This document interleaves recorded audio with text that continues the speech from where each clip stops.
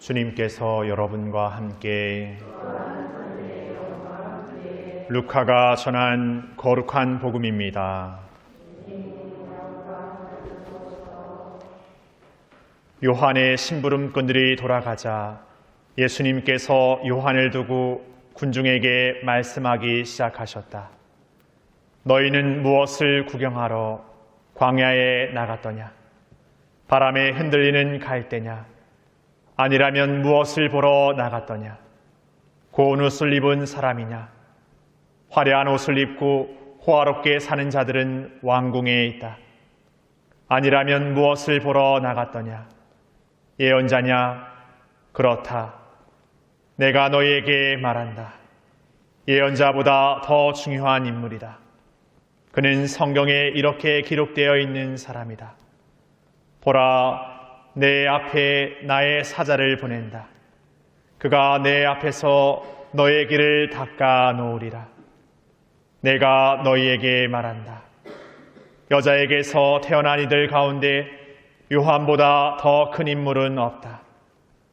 그러나 하느님 나라에서는 가장 작은 이라도 그보다 더 크다. 요한의 설교를 듣고 그의 세례를 받은 백성은 세리들까지 포함하여 모두 하느님께서 의로우시다는 사실을 받아들였다. 그러나 요한에게서 세례를 받지 않은 바리사이들과 율법 교사들은 자기들을 위한 하느님의 뜻을 물리쳤다.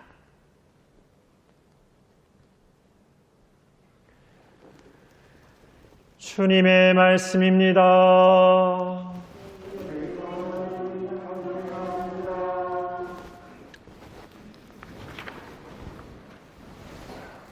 참 예수님, 오랜만에 비가 오는 날씨 참 좋습니다. 어제도 아침에 잠깐 이렇게 비가 내렸습니다. 근데 저는 그저께 아주 오랜만에 세차를 했습니다. 그래서 아침에 비가 와서 날짜를 잘못 골랐군 하면서도 그렇게 썩 기분이 나빠지지 않은 게 너무 오랫동안 세차를 안 해서 이 정도 비쯤이야 하는 생각마음으로 나름대로 깨끗해졌다는 마음으로 괜찮다 이런 생각을 했습니다. 우리가 지금 대림의 시간을 이렇게 보내고 있습니다. 어쩌면 이 기다림의 시간이 길어진 만큼이나 또 우리의 신앙생활이 이렇게 길어져 온 만큼이나 그 처음의 마음은 어딘가 모르게 흐트러지기 십상입니다. 그리고 어딘가 모르게 다른 방식으로 내가 좋아하는 방식, 내가 원하는 방식의 삶으로 이렇게 약간의 어떤 변질 혹은 어떤 왜곡 아니면 약간의 이렇게 변형 이렇게 시켜서 그 삶을 신앙의 삶을 열심히 살고 있다라고 이렇게 자의할 수도 있을 것 같습니다. 그렇기 때문에 우리가 이 신앙의 삶, 예수님을 따르는 삶은 늘 끊임없이 그분을 따라 걷는 삶을 새롭게 돌아보고 다시금 우리의 삶을 그분의 뜻을 진정으로 쫓는 삶으로 늘 새롭게 변화시켜가는 삶이 아닌가 생각해 보게 됩니다. 오늘 예수님께서 그 요한의 제자들이 당신께 와서 당신이 오시기로 되어 있는 메시아입니까? 라고 이렇게 물었고, 그리고 너희들이 보고 들은 것을 가서 요한에게 전하라고 이렇게 말씀하시고 나서 오늘 요한에 대해서 사람들에게 설명하기 시작합니다.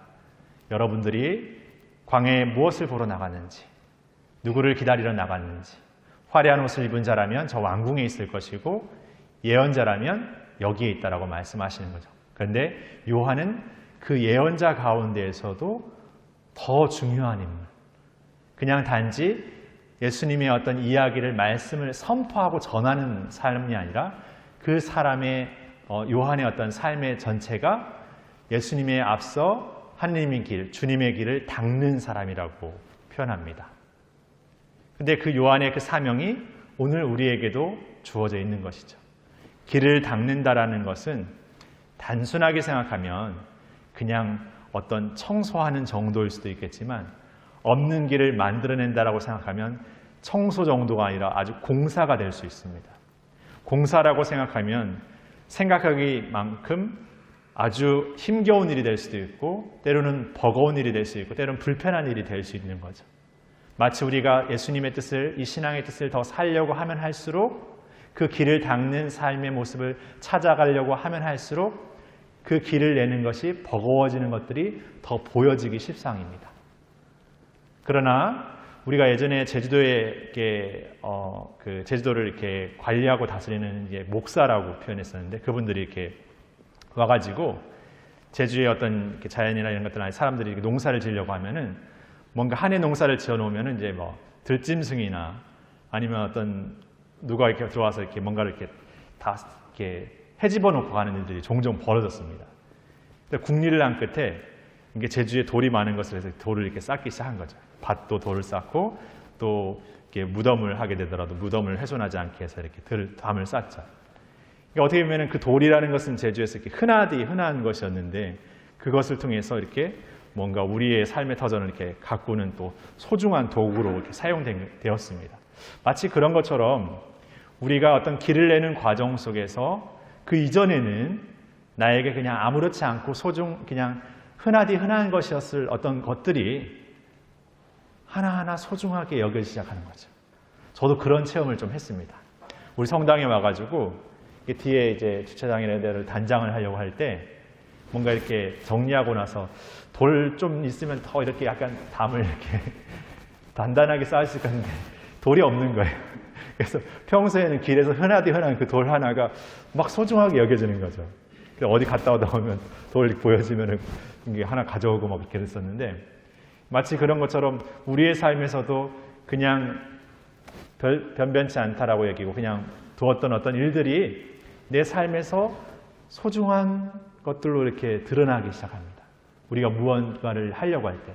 근데 특별히 우리가 이 예수님의 뜻을 따르는 이 사명을 살고자 할 때 더더욱 우리 삶에서 숨겨졌던 것들이 드러나기 시작합니다. 근데 그것들은 처음부터 내게 보화처럼 여겼던 것들이 아니라 어떤 면에서는 그냥 보여지지 않았던 것들, 그냥 하찮게 여겼던 그런 것들이 그 길을 닦는데, 그 삶을 사는 데 있어서 보화처럼 등장하는 것이죠.